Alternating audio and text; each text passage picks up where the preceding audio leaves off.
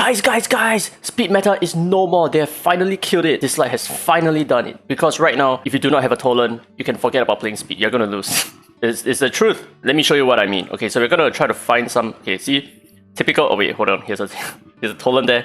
Look, typical speed cleave comp, right? Typical speed. I'm revealing my speed here as well. Rip. So the thing is, if you're running something like this, you are no longer competitive in this game anymore. Let me show you why. So with the introduction of Tolan, who is now a Shimmer Legendary that you need in order for you to even beat the speed game, it's not looking good, man. It's not looking good. You will always outspeed anyone with a Tolan, so that's the thing. So he's a legendary Shimmer with such insane abilities, which is just really unbalanced, right? See, I'm just gonna consume the Clara there, taunt a couple of things. So with the introduction of Tolan, it just simply killed away all of these speed cleave comps. Like, these are no longer going to be competitive because you will never ever, okay, maybe against this comp, right, with an R6 Ethan, am I going to win? I think there's still a chance. Alright, I still won. Okay, so the thing is, as long as you outspeed them, you're going to control something which is, actually the AI will prioritize their fastest Esper. So in this case, no way we got resisted and we still won. What the heck? Okay, so his strip is not 100% strip, but his 0 hour debuff is 100%. But the thing is, because of the immunity, we failed. But yeah, so this is a pretty lucky run, I would think. So the thing is, your fastest Esper needs to have the light set. If not, you're basically done, right? You're basically screwed. So even with the light set, you may not always win as well. Because if you get stripped, because all of his skills has a strip, then you're still gonna be screwed. Okay, so anyway, let's take a look at his skills to understand a little bit more about what he does. So his third skill here, Point of Origin, dispels all buffs from one enemy, then attacks the enemy. Damage is 270% of attack and inflicts 0 hour for 2 turns. Will not work on bosses and consumes all stacks of Trackback, which will then launch a pursuit attack on random enemies with Bonds of Fate, which is his first skill, a certain number of times based on the number of Trackback stacks consumed, and the attack prioritizes different targets. Okay, so this is what Bonds of Fate does. It also steals a single buff, and it also inflicts taunt. So his entire kit is just taking the first turn and just controlling a lot of different Esper. So the first Esper that he targets will be 0 hour, and the rest will be taunted with his first skill.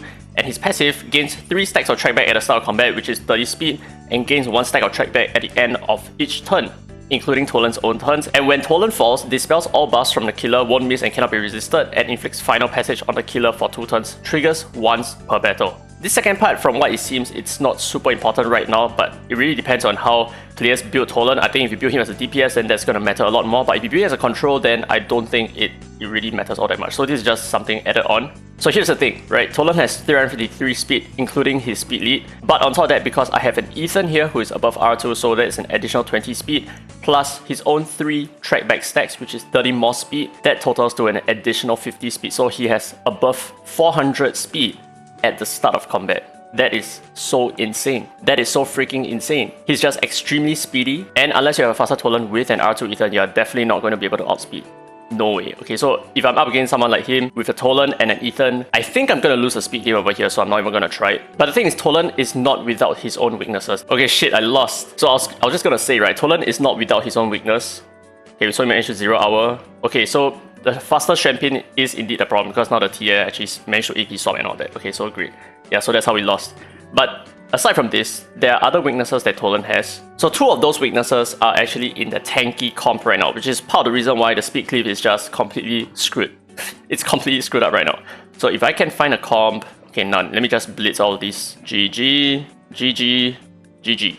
Okay, so I think I'm probably going to lose to this team. Now, the reason why this team is a hard counter to me is because they're probably going to be running a fastest Jinyu Yao. And if that's the case, Tolan is actually going to 0 hour her, but because she cannot be incapacitated, that means she cannot be 0 hour.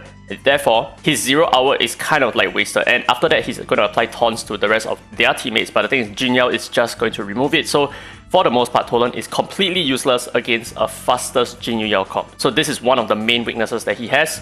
Another weakness is up against height, because height is also immune, so you cannot 0 hour height. But for the most part, height is always run with Jinyu Yao. So whenever you see those duo, I think it's a good idea to just skip it. Your win rate against those teams will not be super good. But that's not to say that we cannot win. It really depends on RNG, because for the most part, right, all these defenses, they are generally built very slow. So if your Tolan goes for the Jinyu Yao, that is still okay because they are still really slow, and that means your TA afterwards, if you're using TA as well, she's still able to control this team pretty well, and that's how I tend to win at times. But yeah, so like you can see over here, it's very random. Sometimes I lose, sometimes I win. But I think for the most part, the win rate is still pretty decent as long as the enemy's defense is not as fast as they need to be. So I think they probably need to be pretty fast. Okay, this was a super long fight, but you can see that Tolan, he becomes quite useless when he's not on his third skill. So all he's left with is just his first skill that only strips and taunts. That's pretty much all it really does, which is just like a single target hit that doesn't really do a lot of stuff.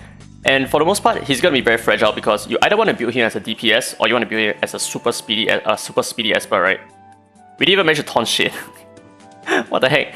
Yeah, so either one of these two, which means he's going to be very fragile. So he is very susceptible to death. So the thing is, after using his third skill, sometimes he might get counter-attacked to death. So that could be a problem, which is why he has that revive. But then again, after he revives, he doesn't really do anything until he gets cooldowns up. But yeah, so I think that's about it. I think we kind of got lucky here without any counter-attacks. Okay, yeah, so we got a crit, and that's how we won. If not, the Everite could have soloed us completely. Now you might be asking, what about PvE, right? Is there any use for Tolan right now? For the most part, I don't think there are many uses for him. Now the thing is, in terms of controlling Espers, the place where you're going to use them is mostly going to be the tower content, but yet at the same time, you're not going to be able to 0-hour bosses, which means he is probably not going to be that effective in PvE. And aside from that, he is probably not going to be really good in the Ritual Miracles or speedrunning because he's going to 0-hour one enemy, which means you're not going to be able to kill that enemy unless you kill the rest of the enemies first. So he's definitely not going to be able to speedrun any of your Ritual Miracles, so that is another negative point in PvE.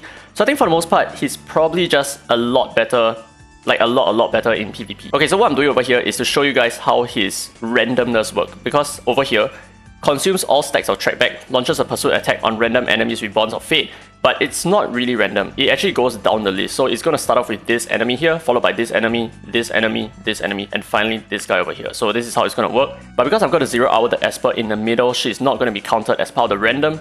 I will then attack everything else except for her. So maybe something like this. So I 0-hour her, I'll target this guy first, then this guy, then that guy. So it's not random at all. It's down the list. Now I can change this up a little bit and change my target from her to, let's say, this guy over here. And you see that what changes now is I'm going to pursue this guy, followed by this guy, followed by her. So 0-hour, because he cannot be targeted, I'm just going to hit everything else. So it just goes down the line, that's it. And maybe one final test because this guy was just never ever touched, right? So we are actually going to 0-hour him. And we're going to hit these 3 Espers here. 1, 2, and 3. That's it. So this is not random at all. It's just down the line. But this of course means that there is a way to counter Tolan by having your 5th Esper as someone who you do not want to be controlled. So for example, your Cleanser, this could be one way that you can set your team up perfectly. So for example, if you have a Clara who is not the fastest Esper, you can put her on the 5th spot so that she's definitely not going to be 0-hour'd, nor will she be taunted, and therefore she's able to use her 3rd skill the moment her turn comes around again. So that's one way they can counter such defenses, which is something that I'm playing around with because I think Tolan is going to be quite common in knockout especially. Yep, so anyway, that's it for this video. This is the end of the speed cleave meta forever. There is no way that you can actually compete in speed cleave anymore, not even if you have an R2 Ethan, unless you're up against other comps without Tolan, which is not going to be that common in the future as well. So anyway, leave your comments down in the comment section below if you have any other thoughts. Hope you guys enjoyed today's content. If you did, don't forget to thumbs up, it really helps the channel, and subscribe for more Dislyte content. Now that's it, this has been Free to Play, and as always, I will see you in the next video.